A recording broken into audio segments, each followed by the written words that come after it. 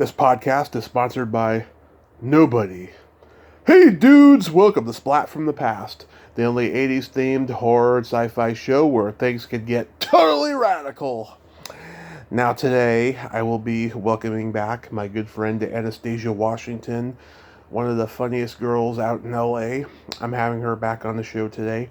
Comedy has opened up again in LA, and I guess she's doing gigs again. I've been seeing her advertise it a lot and posting pictures, so I'll find out what that's all about. She did a one-woman show virtually back in November, which she was on to promote, and I'm not a Zoom guy, so I didn't participate in it like I said I was going to. I'm not a Zoom guy. I don't like the virtual thing, but I want to find out like what happened with it and just get into that stuff, and it's going to be a lot of fun. Anastasia is always insightful and funny to talk to.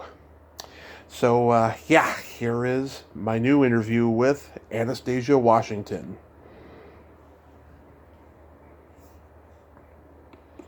What's up, Anastasia? Nothing much, sorry, it didn't ring.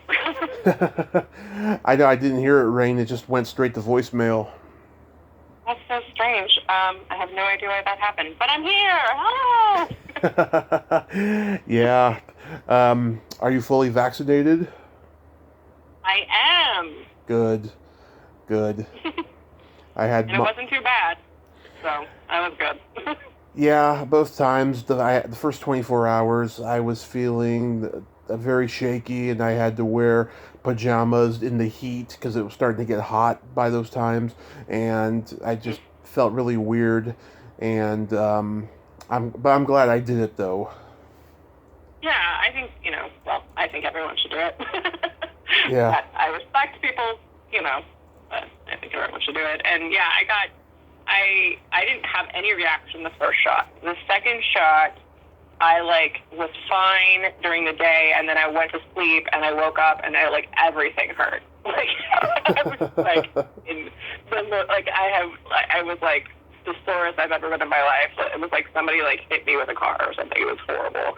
But then it still wasn't that bad, I still felt like I felt pretty good in the next few days, so it was fine. Yeah, that's good. Yeah, I have this one friend, she's almost 70, and she doesn't want to take the vaccination because she doesn't trust it. It got rushed, and so she's not doing it. And I'm kind of worried about her at her age. All I can do is just pray. Mm-hmm. All I can do is just pray and hope that she'll be okay. But at least she wears a mask when she goes out, so I'm glad. That's good. Yeah, I think it's hard for a lot of people to trust vaccines and stuff like that, and I don't have that. I trust the vaccines and stuff like that, so I can't imagine if you don't, how hard it is for you. But at the same time, it's so important. So, Yeah, it is important. So yeah. I see you've been doing a lot of stand-up again.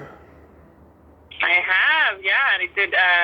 So far, I've done 2 in-person shows. Mm-hmm. And the rest have been on Zoom, which is great. Zoom is always awesome because I get a wider audience than I usually would have. But Right. It was really nice to be in person, I will say. Having my mom heckle me from the front row is always great. Oh God, I hate it when I get heckled. Yeah. Her heckling's not too bad, so it's kind of cute heckling. I saw a lot of comedians were doing shows in drive-ins and stuff, and they were saying they don't get heckled anymore. The people just drive off. I don't hate that. Yeah. So how did your one woman show on Zoom go? Because I'm not a Zoom guy. I fucking hate Zoom. I thought about doing something with that, but I was just like, nah, I can't bring myself to doing it. So I'm sorry I missed it. How did it go? No problem. It was a little bit better than a Zoom stand-up comedy show or something like that, energy-wise, because it was like at a theater, and I was standing up, and I was doing actions, and there was like, you know, some kind of, you know, like audio-visual elements and stuff like that, which is, I mean, you can do on Zoom, but, you know, a lot of people aren't, and maybe that's something we should start looking into doing on more shows. But so it was really good to have that kind of energy. It's nothing, like, I can't imagine how it would be to do it in person. I think it would be great. I think the energy would just be, you know, like, it would just make it such a better show. But unfortunately, I decided to do this thing in the middle of a pandemic. So, you know, for my comedy special, hopefully, you know, everybody will be vaccinated. We can do. That's my next thing. Is like I want my, you know, like my hour-long comedy special or my comedy album. Like, those are my next huge goals. Yeah, absolutely. You gotta get those underway. Hopefully, Netflix will pick you up. That would be great. Yeah. Oh my God. I swear to God, if you got a Netflix special, I would just promote the hell out of it and just say how proud of you I'd be. You know, there's one comic I know. I hesitate to say her name because I can't stand her. She has turned into such a bitch, I'll tell you. She had a Netflix special out a couple of years ago, and she came on to promote it. We nearly got into a fight over censorship and males role in comedy versus women's. It was ugly. I get a lot of comments on it on YouTube. I'm sorry that happened, but you know, it's interesting, like, having those conversations, and I think they are important conversations from both perspectives, you know, of comedy, because that's the only way we learn to be better comics together, men and women. But you know, it's sometimes hard to have those conversations as well, so I get it. People have high energy about these topics. Yeah, if I was doing it now, I would have handled it a lot differently. But 3 years ago, it was a different ball game. But it's completely different for me now. But yeah, right, yeah. Well, we're all growing and changing with the times. You know, I was, you know, talking about, like, some of the stuff that I've been trying to not say anymore. I was at a comedy show, and I say dude and guy for everybody, or girl. Like, those are just kind of my like expressions. And I was just really thinking, like, I need to, like, try to figure out how to stop it as much, because there's so many you know, like, gender conforming, and I'm like, dude, or, like, you know, and I'm like, not supposed to say that. You know, I still say dudes. I still say it, you know, because I'm, you know, referencing, you know, all the surf rock dudes back in the 80s. Listen, I get it, because it's just really hard for me, but I am trying to make, like, some kind of effort to do better, but at the same time, I am from the Valley. Mm-hmm. Yeah. It's just ingrained in me. So it's hard, but we're all, I think for the most part, most people are trying to make better decisions and better, you know, be better to each other in general. So if we mess up every once in a while, I think it's okay. Yeah. So much to think about now when we go out into the world. So. No, I just walk around being me. If they don't like it, too fucking bad.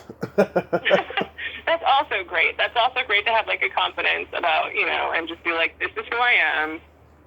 You know, my intentions are good. Exactly. And yeah. So, exactly. Yeah, like that. I think that now, you know, with Joe Rogan taking all his comedy buddies to Texas with him and stuff, I think that the Comedy Store, a lot of comedy clubs in LA will start developing new talent again, and not just focus on, you know, the business with the stars and everything, you know. And I think you'll have definitely get a good chance at that. I was talking to a comedian friend of mine yesterday. Oh, thank you. Who works at the Comedy Store. She, I told her about you and that you're a flappers gal, you know. Oh, yeah. I would gladly be a Comedy Store gal as well. Yeah. I mean, I love that place. Gladly. I mean, I'm in love with that place, you know. It's just, it's got so much history there, and I've talked to so many people who started there in the 70s, and it's awesome. Yeah, I mean, I love the idea of performing at these historic places. It's just, it's our town's history. In Hollywood, we have like legendary, performance spaces that I hope never go away. Yeah. And I'd like to perform at them before they do. Yeah.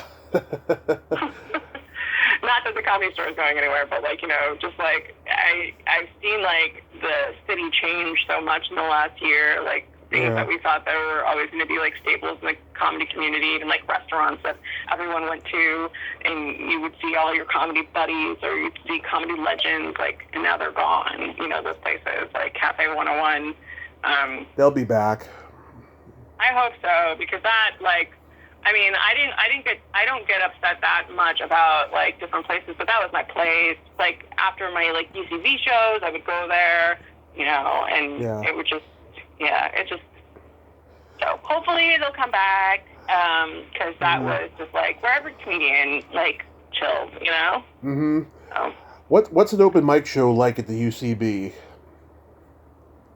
I haven't been to an open mic at UCB. You're talking about your improv there, right? Oh, improv. Okay. Yes, improv. Yeah. Improv was. I liked improv. I did some very unique. Like our teams were pretty unique. Like I did one based on Dungeons and Dragons. One of my teams was, and then one of my teams was based in like the Harry Potter world. So we were very niche. Which is always fun, because like you always kind of know, no matter what they're throwing at you, it's in this one universe, and you can like really like dig deep into those crazy characters. Improv is great. I feel like though I am more of a stand-up than I ever was, like feeling part of it. Like I feel more part of the stand-up community than I did as an improver. Yeah. I mean, you look like you can improv just fine. I mean, I watched that video you did just before the pandemic hit, where you're talking about bringing a date to a date, and you look like you can. You look like you have improv skills as well. Oh, thank you. Yeah, I mean, like, my improv days gave me, such, good things, like good community, good, like lessons. But for some reason, like, stand-up just feels better to me.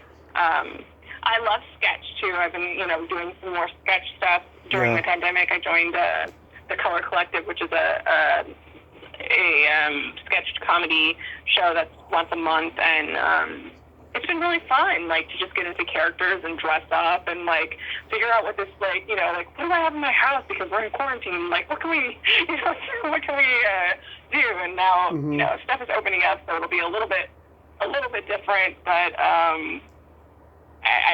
it's really fun. Just that character base is really fun, Yeah, I thought that that video was pretty funny, and so like this one comedian I started out with in the Bay Area who's done pretty well for himself out in LA. His name's Chris Garcia. Do you know him?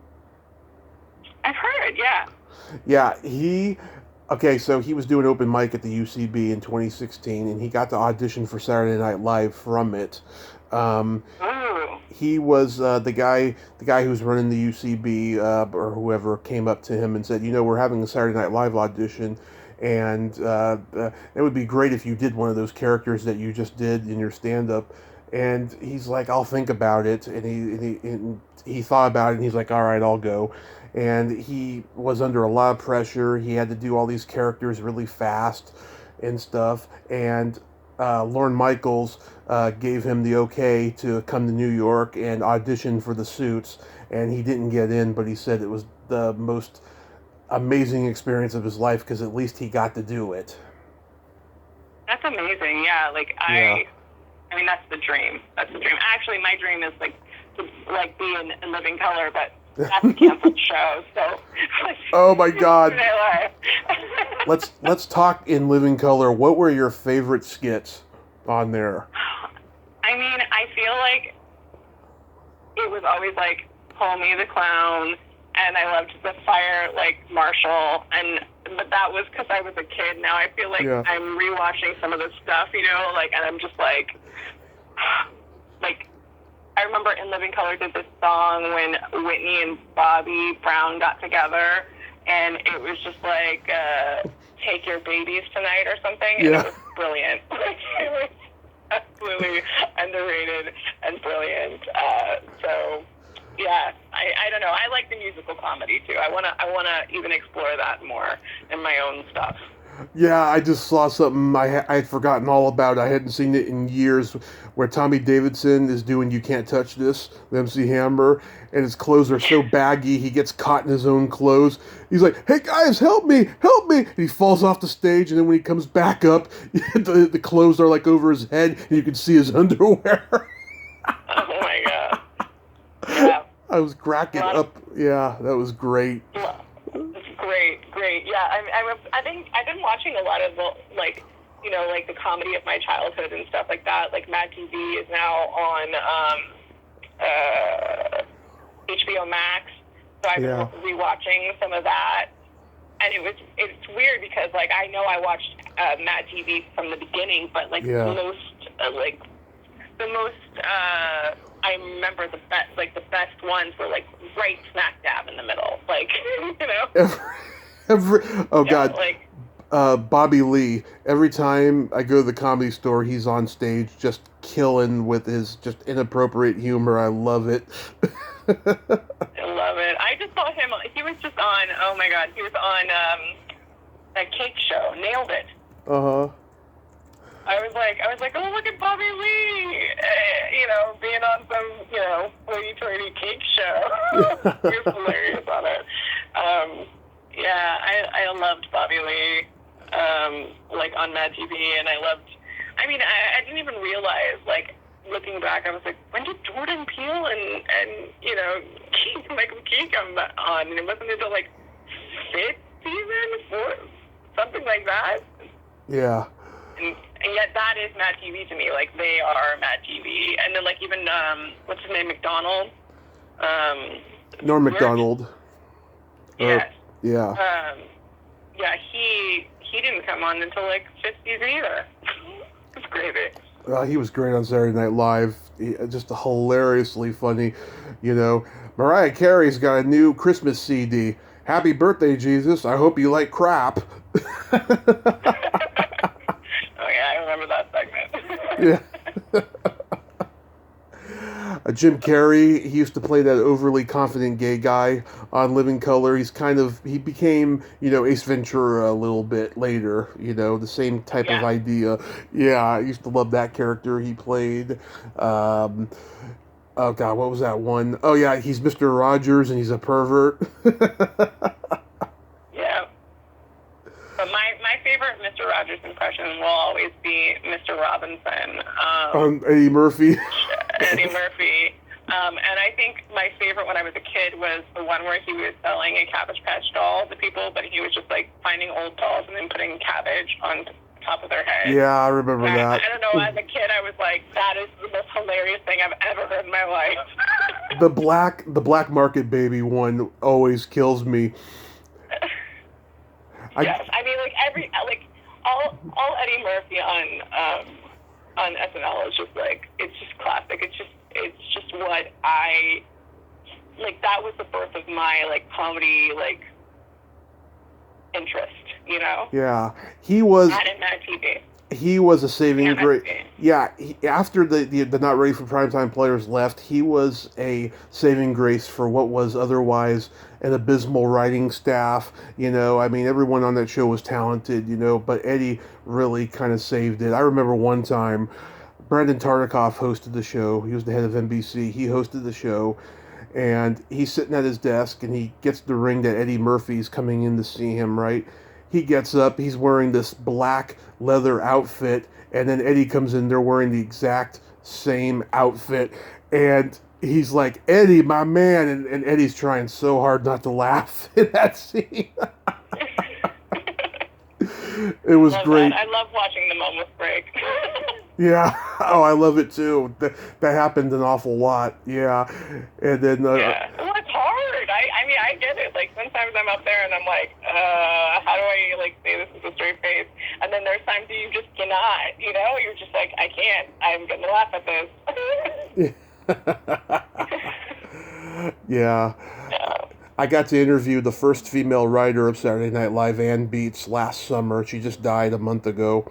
Oh. It was a very special interview for me because she really opened up to me about her relationship with Michael O'Donoghue. I don't think she ever got over him, and I'd never heard her talk like that at any other interview. And she got lured away about roughly an hour into it, and we would have talked probably another half an hour if she hadn't been lured away. It was going great, and she said she'd come back on, and I reached out to her around Christmas time, never heard back from her, and I had been thinking about reaching out to her again around February, March, and I just didn't because I became so overwhelmed with other people. But I cherished that experience, and we got to talk about a lot of the sick and twisted sketches she wrote. She wrote all the sick and twisted stuff on Saturday Night Live, whereas Marilyn Miller wrote all the whimsical, humanistic comedy stuff. Rosie Schuster, she was kind of in the middle. I just reached out to her the other day. I hope I get a response from her. I'd like to talk to her too. Yeah, I mean, there was 3 female writers on the staff there, and there was, 8 to 10 guys on the staff, and there was a boys club, but they persevered. They got their sketches on the air, especially since Rosie Schuster was married to Lorne Michaels at the time. It was very imperative that they got at least one sketch on the air per episode. Yeah. That's so cool that you got to talk to her, though. Yeah. Amazing. It was pretty amazing. And I'm reaching out to all these 70s, 80s comedy people in sketch and stand-up because, with this PC cancel woke culture going on and stuff, we need to make sure that comedy is never forgotten because it was so groundbreaking at the time, and there's a lot of people who, like myself, who still love it and still find it funny. I mean, occasionally I'll find something that's really, really shocking that I know that if someone that was in the room right now, they'd hear it and they'd get offended, but it's still there's lots of good stuff there. I'm interviewing one of the founding members of the Ace Trucking Company on Thursday, Michael Mislove. Oh. And I'm looking forward to that. That's it. That's going to be a cool interview. That's going to be a good one. Yeah. I'm writing 2 books right now. One is part memoir / movie guide about my love of cult films and what cult films mean to me. And I'm writing a trivia book about the Bangles because they're my favorite band from the 80s. Oh, awesome. Who doesn't like the Bangles? You didn't like the Bangles? No, I said who doesn't? Oh, who doesn't? Yes, because they are so multi-talented and they get such short shrift, in such a sexist society. They are brilliant, brilliant musicians, and they're damn funny too. There's this YouTube channel that has every interview, every TV appearance they did back in the 80s. I never realized that they were such good self-promoters, but they were, and they are so sarcastic, so damn funny, and also very, very kind to the people who interview them that it's hard not to love them. Yeah. That's so good to know. That's always great to hear because, it's not always the case, as we know. Yeah. I've been so lucky. 99% of the people I've talked to have been just fantastic, and I haven't had to deal with that many jerks. I've had to deal with more jerks who were not cooperative of trying to coordinate with me that I ended up not interviewing more so. But yeah, it's been a real blessing. I just talked to Tommy Chong a month ago or so. Oh, cool. Yeah. You're making the rounds. Yeah, people are telling me that's my best interview. I disagree. I think it was good, but there's so many interviews out there that I've done that I think that are just as good, if not better. I'm my own worst critic. People, if people are telling me that's a good one, I'm like, nah, it's not. You gotta accept the compliment. Yeah, I've had like 5 guests die in the last month, and Anne was the first one. And Walter Olkowitz, who was in the sketch improv group War Babies, died. The great Carl LeBeau, who was Sam Kinnison's best friend. Felix Silla, who played Cousin Ned on the Addams Family. And then just this past weekend, Tawny Katane died. Wow. We're losing a lot of legends. Sad. Yeah, I reached out to this one woman that I'd been wanting to get in touch with for a long time. I couldn't find her on Facebook for a long time, but she's a part of the Comedy Store alumni group, and she saw that I was posting, these comedy people interviews and stuff after they're dying and stuff. I asked her if she'd like to come on. She's like, I would love to, but I don't have life insurance yet. Fair enough. Maybe I should be concerned now. No, she actually said, but seriously, I'm actually in the middle of writing a couple of things right now and stuff, but I would be very happy to as soon as I'm finished. So, yeah, it'll happen. Yeah, it'll happen. I'm not too worried about that. Oh my God, I'm thinking about all these Living Color sketches now. I remember after Pee Wee Herman got in trouble, Jim Carrey played him, and he had that doll of what he looked like when he got arrested. Yes. Yeah. Yes, I remember that. I always thought that was so silly. Yeah. I don't know. Well, he's doing okay, I guess. Oh yeah. I remember my mom was cracking up at the Baby Got Snack video. Alright. You remember that one? That's a good one too. Remember when they used to do the Dirty Dozens, your mama jokes? Yes. I know. I was having a Yo Mama joke war on Facebook the other day. My favorite one will always be, your mama's so ugly, she entered an ugly contest and they said, sorry, no professionals. That will always be my favorite one. It's so wrong. That is. That's hilarious, though. Gotta use that if I ever am in a Yo Mama situation. Yeah. Do you remember Bebe's Kids? Oh my God, yes. I remember Baby's Kids. Oh yeah, they were having a Yo Mama war in that movie. Yes. I mean, I feel like that movie, I need to rewatch it, because, like, I have such, like, fond memories of it, and I just wonder, like, now, does it hold up? Am I still, like, or do I have that nostalgia comedy, like laughing, with it, or, I don't know. It's just cool to see things again, we haven't seen them for years. Yeah. I used to love it. My dad took me to see the movie. We were like the only ones in the theater. Oh no! But that's kind of cool, actually. I don't like that for the movie. Yeah. That sucks for them. But it also is kind of cool to just like have the theater to yourself. Yeah, it's crazy. Yeah. Let's see what else. I mean, there's, I grew up loving Second City, SCTV. Yep. Kids in the Hall too. I was like an old school, like I loved Monty Python. Yeah, really old SNL, like King Tut is still on my playlist. Like that old. Like, and I know all the words to it. That's like, friends will be in my car and we'll be like listening to like, just like the jams of the day, and then all at once like King Tut will come on and they'll be like, I'm like, yeah, that's my playlist. Sorry. I just got the first 2 seasons of Saturday Night Live. I'm getting the third one. I got it coming soon. I think King Tut's on that one, if I'm not mistaken. I think so, yeah. It was really, like beginning. It's so good. That song it still makes me laugh so much.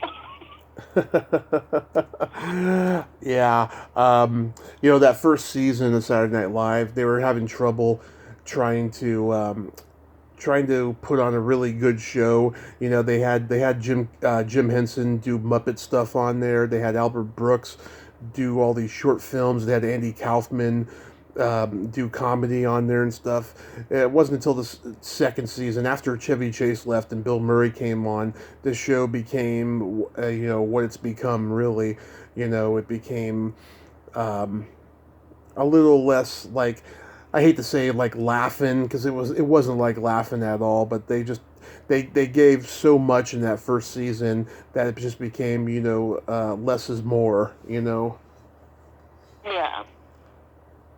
Yeah, I mean, I have been, like, there was years that I wasn't, like, really watching Saturday Night Live, and, like, lately I've been kind of migrating back to it and watching it more. Mm-hmm.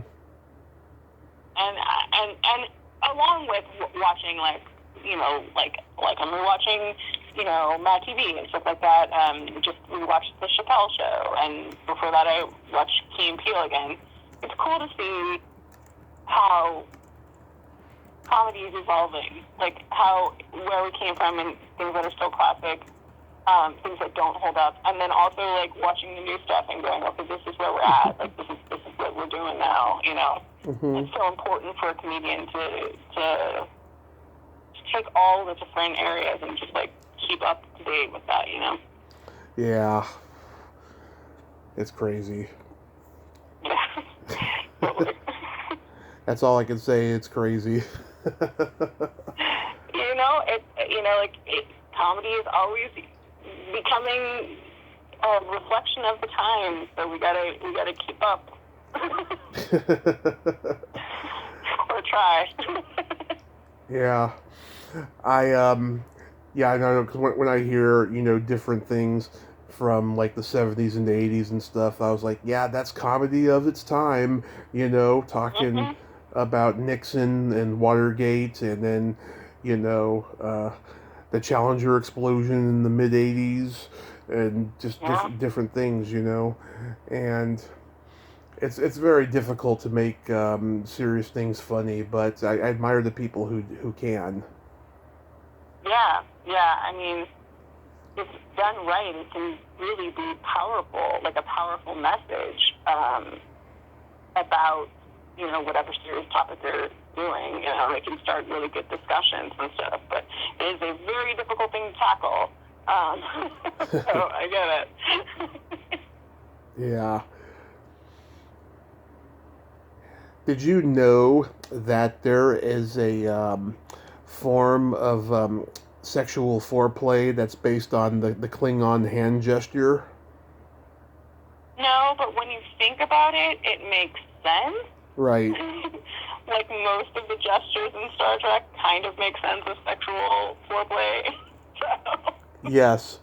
There's this guy on YouTube, I forget his name, he's a self-proclaimed sex expert. He said, yeah, when you make that hand gesture and put the empty space around the vulva and stimulate it with the bottom of your knuckle, it'll cause excitement. Well, I mean, it all makes sense now. Yeah. Star Trek saving the world in so many ways. I told this to a woman that I'm friends with that I've interviewed, who was on the original Star Trek in the 60s. I told this to her off the air, and she was like, oh my God, I'm going to have my husband try that. Not a bad idea. Not a bad idea. We've been in quarantine for a long time. You got to spice it up, find different things that work out. So, I hope I influenced you to try it. I hope that she had a real fun time with it. Yeah. Oh my God, it would be great if if I influence something there. Look at you. You're an influencer already. Yeah. Have you ever heard of orgasmic meditation? No. Oh my God. Is that like the tantric meditation stuff? Maybe. Kind of. No. Kind of. Okay, so this is almost cult-like shit, right? Um, so what happens is you go to this meeting. There's an instructor there. There's men and women. The men and the women pair up, and they train you how to do this if it's your first time going to do this, right? So the man stimulates the woman's clitoris for the sake of spiritual awakening, not for sexual pleasure, not for sexual pleasure, spiritual awakening. And I heard what's her name talk about this on a podcast, E.G. Daily, from Pee Wee's Big Adventure and the Rugrats. Yeah, she said she's been practicing it for years and stuff. I was like, oh my God, I would love. This is one cult I would love to join. I feel like Bikram did a little bit of that. Who? Bikram, the one that got in trouble, can't come back to the United States. Oh. He did something like that, but it wasn't really reciprocated or wanted. Yeah, I don't know, but this is obviously wanted, because it's a practice. Yeah. Oh my God, that would be so fucking awesome if I would go out to L.A., join this class, and say that I finger banged Dottie from Pee Wee's Big Adventure. That's your whole motivation for this. That's the true motivation. Yeah. It was only for spiritual reasons, not sexual. I don't trust that at all. I actually met her. You. I actually met her one time at Son of Monsterpalooza, and she was a doll, just an absolute sweetheart. And I would have never thought that about her that she would be practicing something like that. And I've been trying to get her on the podcast for a long time, but now that I'm getting all these heavyweights, I think I have a chance to in the future. Yeah, I'm sure. I mean, I'm not sure you should lead with this conversation, but... Oh, no, I'm not going to mention this conversation. Absolutely not. But, that would be such a cool interview. I mean, I used to love Pee Wee's Playhouse, and I remember watching it as an adult, and just being like, Mom, this is so perverted. And she's like, you didn't get any of that. And I was like, oh, okay. Yeah, no, I mean, I would respectfully talk to her about the practice and stuff, and obviously she doesn't mind talking about it, so yeah, I think that'd be great. I did interview two of her fellow Rugrats earlier this year, Melanie Chardoff, and then Melanie put me in touch with Cheryl Chase, and so, yeah, maybe I got a chance at talking to her in the future. We shall see. Amazing. That's awesome. Yeah. Oh my God, that's just hilarious. Yeah, I'm so obsessed with the sexual revolution of the 60s. I've talked to a lot of older women, including the one that I just mentioned about it and stuff, and what a crazy time it was where gays were in the closet, and women didn't even brag about giving blowjobs. It was just something that just wasn't done back then. Yeah. I think the extent of the bragging that they did was that they'd be getting their hair done at a salon with their girlfriends, and they would say, "Oh, he sucked my big toe last night," and then that would be about it. Yeah, it's very different now. Yeah. Yeah. I mean, just even the comedy that I'm seeing, women talk about everything now, and as they should, Yes, they should. That's why I love Nikki Glazer. She just makes me just howl with the stuff that she says. Yeah, she's hilarious. She was on Whitney Cummings' podcast several months ago, and she said, how when you get older and you have to peel the hood of your clit because it's all folded back and wrinkled. And Whitney, she was just, oh my God, dying of laughter. She had to keep her mouth away from the mic. She was dying so hard. Yeah, I need I mean, like, I see clips of her podcast, and I really need to see more or listen to her podcast more. To be honest, I haven't watched a whole lot of them lately. I cannot stand that blue hair that she's been sporting since she's been doing the podcast. She looks like Sonic the Hedgehog with that blue hair. I think she just changed it to, like, silver. Really? I haven't checked. I'll check and see, but just See if you can watch it. Yeah, I just don't like her with that hair. That's all. It's okay. She's so funny. I dig her vibe. Mm-hmm. Oh, what, you did a show with her? Yeah, I just like her in general. Oh, okay. Have you ever met her? Yeah. I haven't. I've met people, that are like I've met. Well, I can't say his name anymore, can I? What, you met Cosby? No, I was gonna say Chris D'Elia. What? I can't hear you. Oh, Chris D'Elia. Okay. Yeah. But he's not. We don't talk about him anymore. I know, like, that was so freaking weird, like, when I found out about that, and there's, like, all these videos out there of, like, sound bites of podcasts from comedians talking about it and stuff, and you could see who the ones are, like, really his friends and the ones who are just, like, turning on him and stuff. It's a hard time to navigate right now. Yeah. You never want to turn your back on your friends, and you never want to not support people that you love and care about. But there's also something like sometimes we don't know all elements of people's lives, and then when we find stuff out about them, like I am not a cancel culture person, but I am like give you tell you what you're doing wrong, and if you don't course correct, then obviously in this new day and age, it's hard. Yeah. Really. Oh, I know you're not a cancel culture. Oh yeah, I know you're not a cancel culture person because oh my God, the things you've let me say to you is just astounding. Well,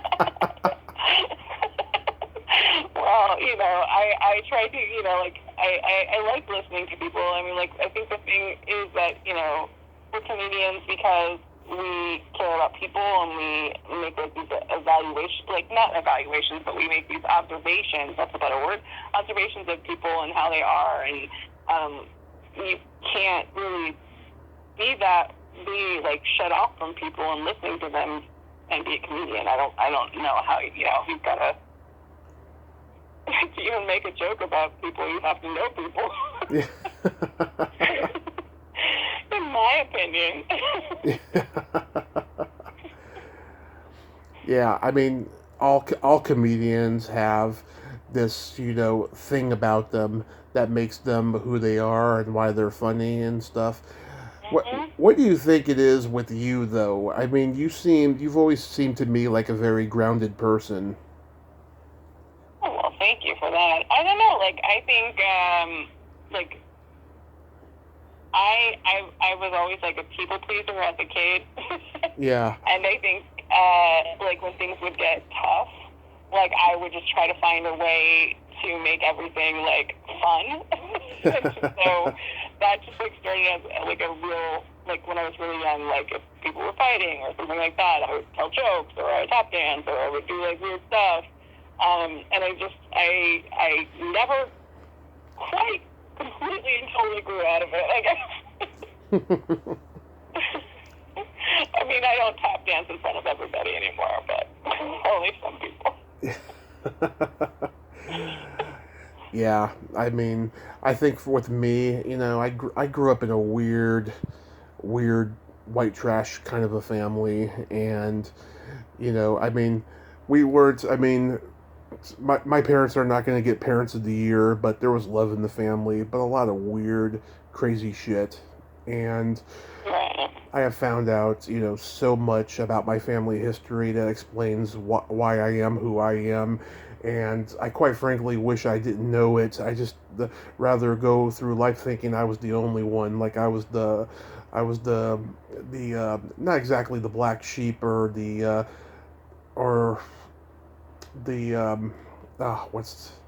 what's the other term? I don't know. Anyways, I don't think that I'm any of those. Any of those. I just wanted to go on thinking that I was just the different one, really. And Yeah. to find out that I'm like my father in many ways, I'm like my mother in any ways. I'm just thinking to myself, am I going to end up like them? Am I going to grow? Am I going to progress? Am I going to get more successful than I am? What's going to happen? And yeah, it can be pretty challenging. Oh, for sure. Oh, for sure. Yeah, I think like everybody to some extent has that going on, with our families and our potential, or what we think our potential is, or what are we living up to our potential, Yeah. Anxiety. Oh my God. I've been very obsessed lately with safe words, right? I want to have a game show called Safe Words. That would be hilarious. That would be, because I think people would come up with some weird stuff. Yeah. Do you have one? I mean, not currently. I don't know. Like, it's usually like something that you work on with a partner. Yeah. I think everyone used to do like banana or some kind of food because it's just like, but then if you're into food play, then that ruins everything. You're over before it began. With me, it's I surrender.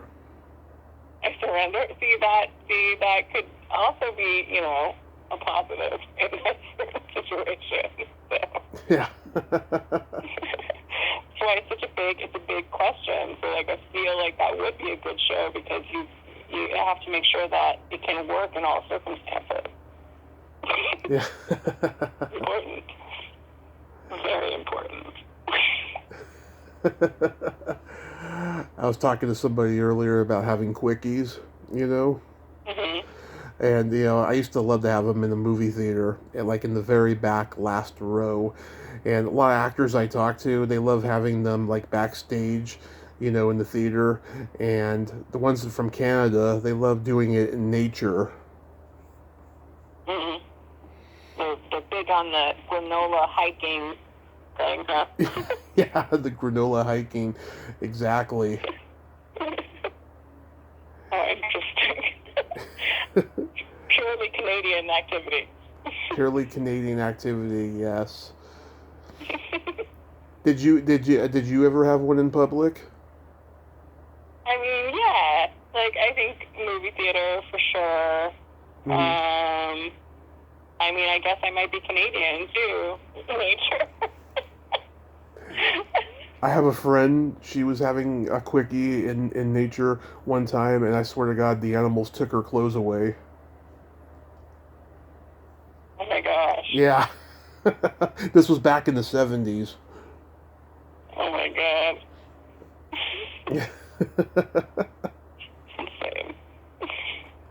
Yeah. It's always good. It's always good to talk about sex and like learn stuff about each other. Yeah. I mean, quickies are always a good subject, right? And movie theaters are always a good place. I don't,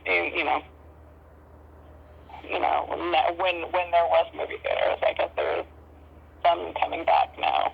I did sit in a movie theater for the first time in forever a couple weeks ago, so that was kind of cool.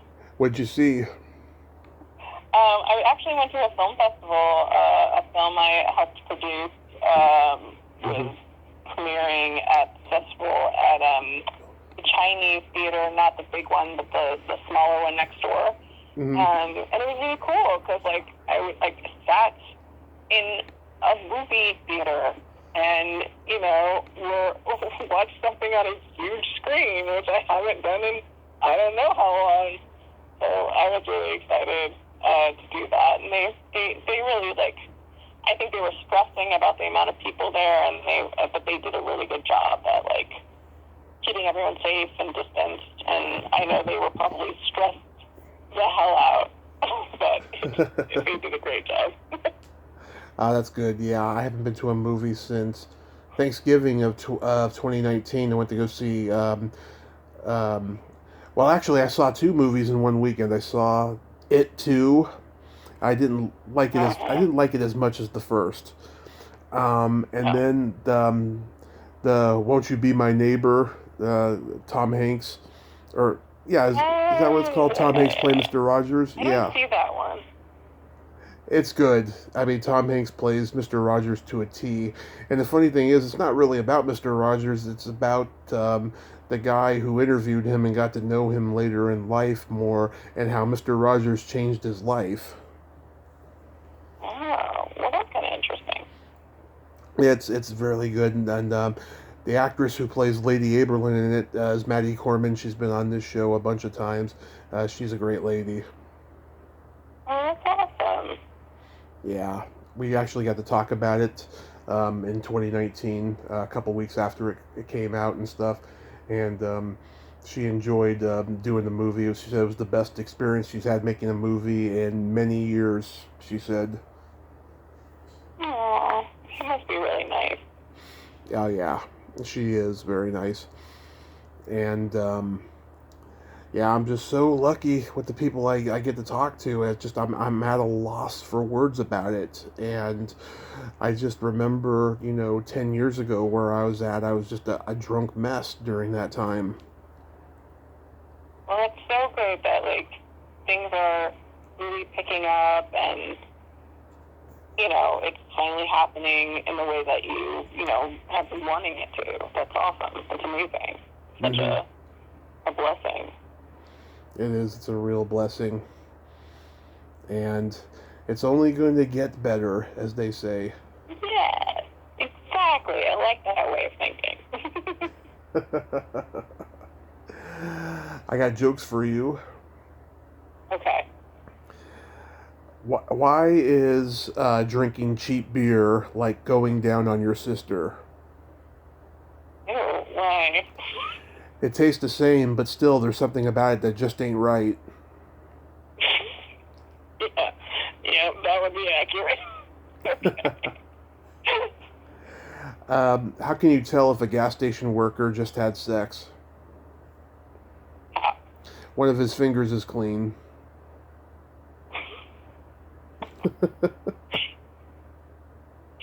Oh my god. Hilarious. I love telling jokes. I just do. It's become something that's expected of me. Everyone loves it and stuff. And I have so many that I could never tell on a podcast because I would get into so much trouble, Yeah.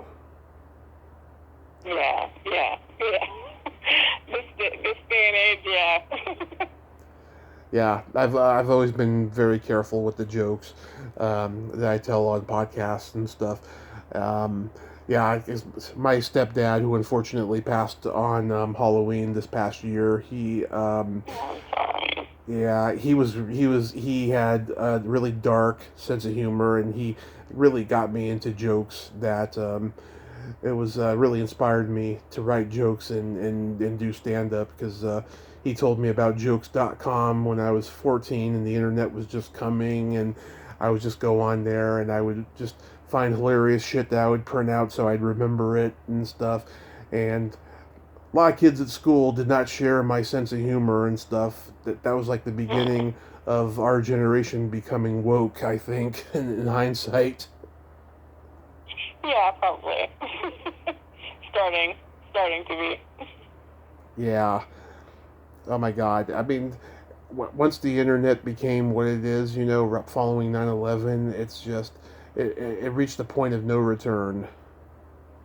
Yeah, and some of it's like really, really, good, because some stuff really, really needed to change. So I just try to focus on that because some of the stuff is difficult.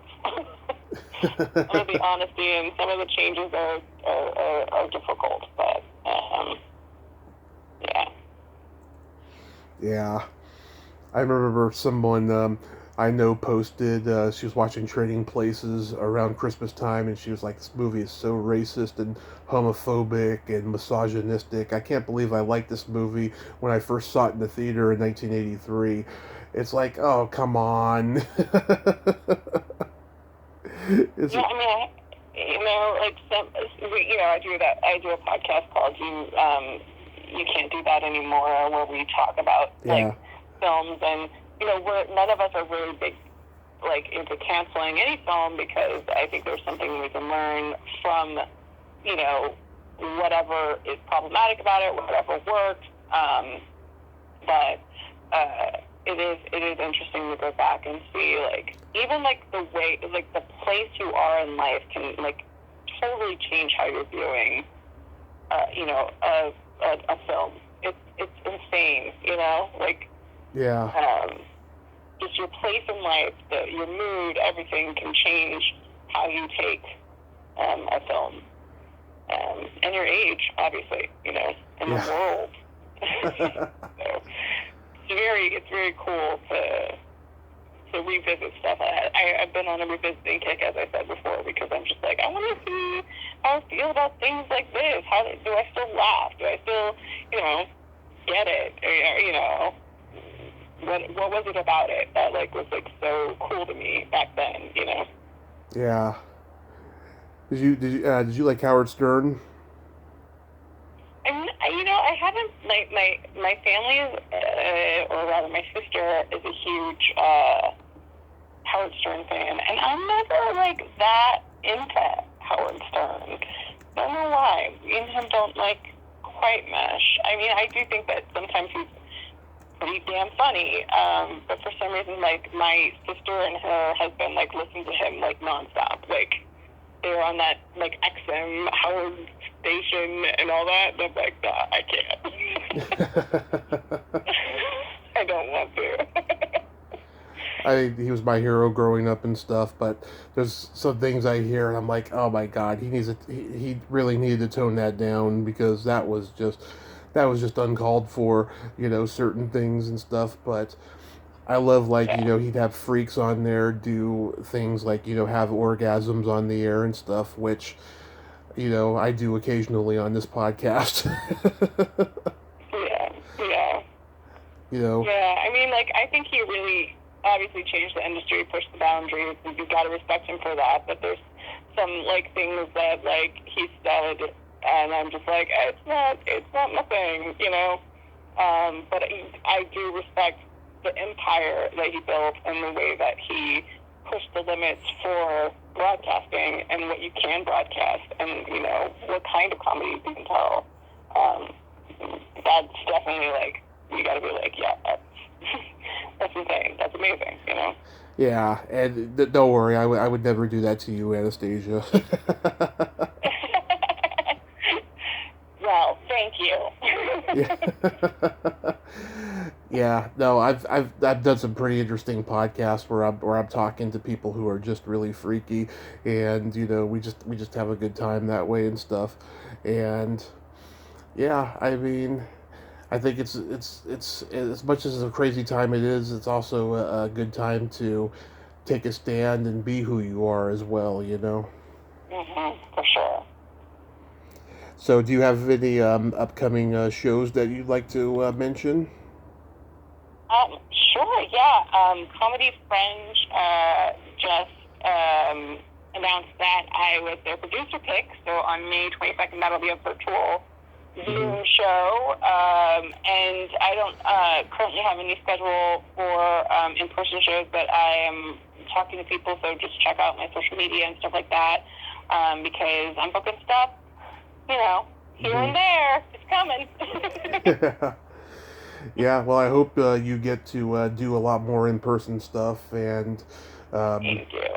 yeah, and there won't be a ton of stuff regulated out there for it. Have you Yeah. auditioned for any movies or TV? Yeah, I've been getting, it's slowly opening up back here. Like, I'm slowly getting auditions. It's really been picking up lately. So who knows? There might be stuff coming up for me. So because auditions are definitely picking up. So that would be awesome. And something's coming. I know it. Yeah, that is awesome. Well, you have yourself a great night over there, and stay safe, Yeah. and we'll talk again in the future. And, as soon as I can get the hell out of here and go to LA for a while, and stuff, like to get together with you. I would love that. Thank you so much for having me on again, and we'll talk soon. Okay, we'll talk soon. Okay, bye. Bye-bye. Well, there you have it. Anastasia Washington, ain't she a sweetheart? I just love her. She is just so amazing and full of life and non-judgmental, the way a comedian in my age group should be. Well, until next time, this is Tommy Throwback Kovac saying, there's no shame in living in the past, because the present sucks. Later, dudes.